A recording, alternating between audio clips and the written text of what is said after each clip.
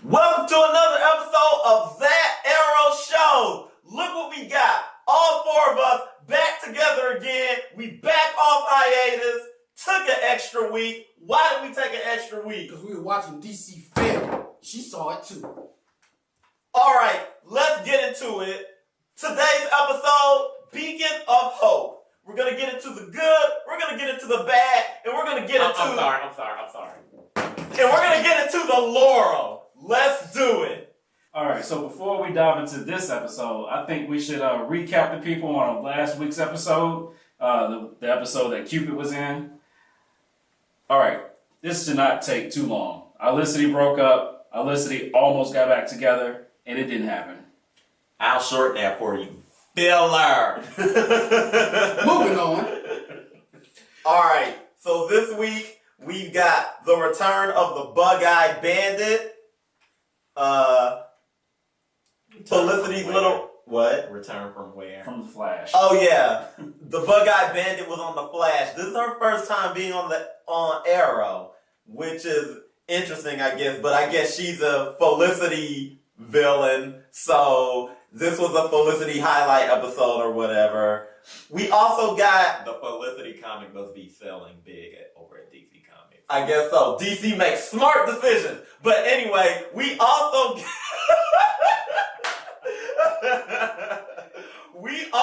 got Curtis filling in Watchtower. I wonder what his code name's gonna be. Hopefully it's something terrific. Probably. To me, it kind of looked like Fabulous. I'm Curtis with an attitude. So let's get into it. What did you guys think was the good? It was a couple of goods, balanced out today. But one of my goods was my boy Curtis pulling that flip over the console because, I didn't see that coming. And then my next favorite was the prison scene where my boy Damien was trying to get them just desserts. You know what I'm talking about. That prison beating. And you know what it reminded me of? You ever seen Shawshank Redemption? I could feel Morgan Freeman's presence on me. I wish I could say Damien Dark didn't get raped that night in Sisterhood. I wish I could say a lot of things. He even kind of looked like He did look like it. He was like some bad, squatty Andy Dufresne. You never notice how much girth Damien Dark has because he's always in those suits. And he always putting them hands on Oliver. Yeah, I know, but I mean, no haymaker this time. You're on notice, Damien. My boy, Malcolm Merlin. He doesn't know what the fuck a front door looks like. Never seen one. He doesn't own keys. He doesn't know. He doesn't even go in. He goes in through the garage door. I have to ask though, how long is he gonna have the cast?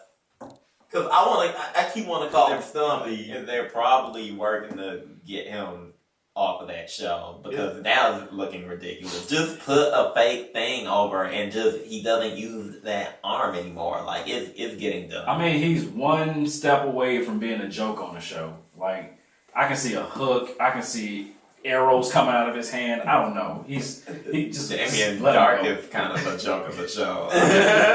He really was quippy this. I used to be powerful, and now I'm just a bottom. Somebody will please threaten his grandmother so they don't rape me. And I am glad that, I guess, since Damien was too busy in jail doing stand-up, Lance had to come in and make the quip that I'm pretty sure everybody's been, wondering if they were going to reference this entire show. And that's the fact that, you can pretty much go through and get into the Arrow Cave as if it was the airport. He accidentally walked into that bitch. Exactly. A keypad, an on-off switch, anything. A secret code or something. One of those. He just sauntered in. A biometric. No, those old, if you go downtown, those little shutters that you can put a lock on, you can use one of them to get people out of there. This dude was sick and was just stumbling. I'm making mistakes. Oh my God, it's the air. Put a mask on or something. Don't walk around there willy fucking nilly. My good for this episode, Mama Smoke. Ooh. Oh my God. She looked like she was ready for a hot date. Some hot dick.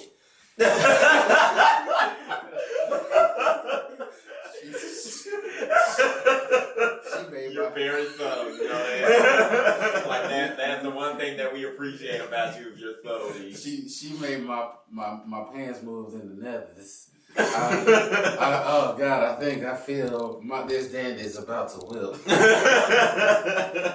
All right, let's Way move too on good from for let's legs. move on from Mama Smoke. We also got we also got some good interaction scenes between Thea and Felicity, which we haven't gotten over this entire season. I mean,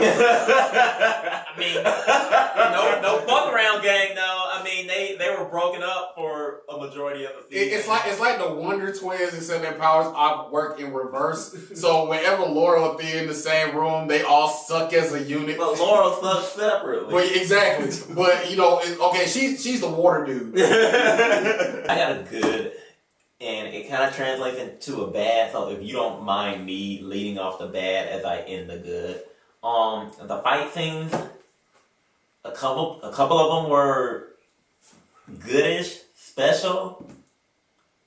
The one at the beginning where they were training, and the one with the guy in the flashback. I'm sorry, I don't know these flashbacks, the people these I know Oliver and that hot chick with the jugs. I call that guy the Black Damien Dark. Why was he standing like he couldn't figure out if it was a shit or a fart? Like he had this whole stone, I can't wipe my ass statue. He had so much power he didn't know what to do with it. Exactly. But are we in bad now? I guess. those two fight scenes were okay at best. It's nice seeing Laura get slapped around, ha ha ha. But then like the other fight scenes, as hilarious as the jail scene was, that fight scene was horrible. It was bad. The fight scene with the giant bee-man that apparently looked like they raided the set of the Ant-Man movie and took the Yellow Jackets costume. That looked shitty, Like, you could definitely tell two different fight choreographers were on their job. And one of them needs to be fired and the other one needs to, stay on. One was an intern. Bad number one. The fact that Laurel didn't use her sonic scream when first encountering the bees. Number two, the fact that, hey, it's a bunch of bees. Maybe we can get stung. 3, that the bees didn't replicate when they stung Oliver and they waited till the lab to do something. 4, they hit Oliver with the scream and then the bees are trapped inside of him, but they only pull out 1. So ain't the other one in there doing this thing? Okay, one of the biggest bads for me, Bug-Eyed Bandit sucks. Why did y'all bring her back? The Bug-Eyed Bandit is a Flash villain and should stay on the Flash. Not even there. Why would you... Okay, the bees were a threat as a swarm. Why would you condense them down to one person? Because one bee took one. Plot. Shut your ass. One bee took all... Guys, I'm just going to say, Wait. we're all thinking this. This was a filler episode too. Wait, hold on. I mean, with the exception of the Damien Dark part, like, this was fucking filler. Wait, one bee took Oliver out the fight and made him retreat. So why put them all into one guy who doesn't even sting? He punches and kicks. Badly. Horribly. Abysmally. Terribly. Shittily. Biatch. All right. So I got 2 bads. 1, Bug-Eyed Bandit, like we said, not feeling her at all. I didn't even feel sympathy for her. I hated everything about her except her gloves, and that's not an exaggeration. I like her outfit. How old is she? Because her neck said 52, but her head said 17. And her voice said 12. Exactly. She's in between Similac and Statutory. I know she falls in between. And that confuses my boner. All right, my second bad. Where was Diggle? We saw him on screen, but where was he? He felt bad that he wasn't noticed or recognized, so he's like, fuck this. I ain't about to say nobody. But here's my bad. So you go down the elevator shaft and you have 2 fists of explosives and you stick them outside the elevator. These explosives blow through 2 feet of concrete and you telling me you're safe inside of a fucking elevator. Whoa, stop. too many with the words and the logic and stuff like that. I'm sorry. They confuse the minds of the viewers of this show. I apologize. Obviously, don't give a shit about that. Alright, we're getting to the ugly. The first ugly, the fact that Thea was in the building, there was a threat going down, and she didn't contribute to shit. She didn't throw a punch. She didn't even look cute because, I mean, when you got, Mama Smoke. yeah, I mean, Smoking Ace is jumping here. But I'm pointing at that's mine, Smoking Ace. Got you just busting out the seams. Exactly. Like So she couldn't look cute. She couldn't be youthful. she couldn't be smart. she didn't even looked try to bad. be useful. Oh, and at all. let's go back to the part where, you know, Oliver gets shot and she's just watching. I was like, you just gonna watch your brother get deuced on. Exactly. Like, you are a ninja almost. What happened to that training? Did Yeah, but she was out there. Shit. Did She y'all- been out there. And I don't know if it was her or Laurel behind you, and B-Man is right in front of him. That's Spike Core. No, let's get to my ugly part. I'm talking to that low sweltering swine gutter skank. They've been broken up for 2 episodes. She already trying to suck his dick. Oliver, I gotta tell you that like, can we get through the threat first? She was about to spread like a can of cream cheese in the middle of every fight scene. I was like, no. Yeah, 75% of their conversation, Oliver wasn't even looking at her. You sticky and you smell like no. Laura reminds me of like 4-year-old boy tidy whities, like when you were a kid, like they had that yellow stain and extra crease brown streak with the extra bumps, like you just wiped your ass and got up. That's what Laura was like. Just sit and get right the fuck up. Alright, my last ugly for the day, I would have to say our big villain reveal at the end. Hive's ace in the hole. Andy Diggle. I'm a big boy! You look like an 8-year-old in a tricycle. I want to play cops and robbers. I'm hardcore. Wait. Watch me bounce up and down the street listening We to went through Bow Wow. Deathstroke the Terminator, Malcolm Merlin, Damien Dark, Ra's al Ghul. Ra's al Ghul, Hell, even Brick. and He now got Corey in the house. exactly. I'm about it. I mean, I dropped them hammers.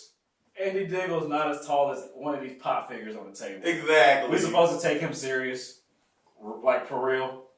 I'm the best fighter ever. Is it my bedtime? He looked like he keep Lunchables in his gun pouch. Is that mean mug? I mean, that was horrible. That was Yeah, really like, that was- Like, he would get pulled over for that type of He mean. has a knife, a gun. That was vintage Cash Money 90s. I was just about to say no limit, but it's the same thing. If they pulled him over, he'd have a knife, a gun, and a Capri Sun. Cash Money for the 99 and the 2000. I have expected him to have a grill. When he looked down, I bet. Yeah, exactly. when he looked I down, was expecting Gator Boots. that's some Jabot jeans. All right, so I guess that concludes our recap of this episode of Arrow. Only thing I have to say is I look forward so much to next week's episode. Oh yeah, Like we the are big, right the big Right. death. I'm going to say this. If it is Laurel, I'm going to pull out the biggest ball of lotion I can. I'm going to coat the walls in essence of me. 2 coats. 2 coats. I don't think we're gonna film that. That's okay. I'll film it on the side. Because we fancy. Just know there will either be a celebration next week or we're going on break again. If she dies, we'll hear a high-pitched woman, and most likely it's Christian. And if it's not her, we'll run you viewings of Batman v Superman.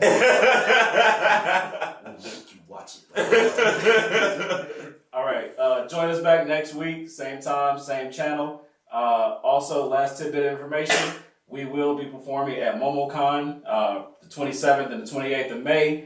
inside the ass whooping, check out our website. It's going down. All right.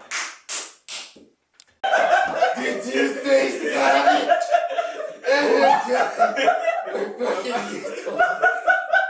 Oh my god. Like no one else can work that device. All you do is strap it to your neck and scream. That's like nobody can use this gun. Or fucking giggle. Come on. This static. She looked like she just shit in her pants when they asked that question. It was like you say like a fat kid who heard cooking.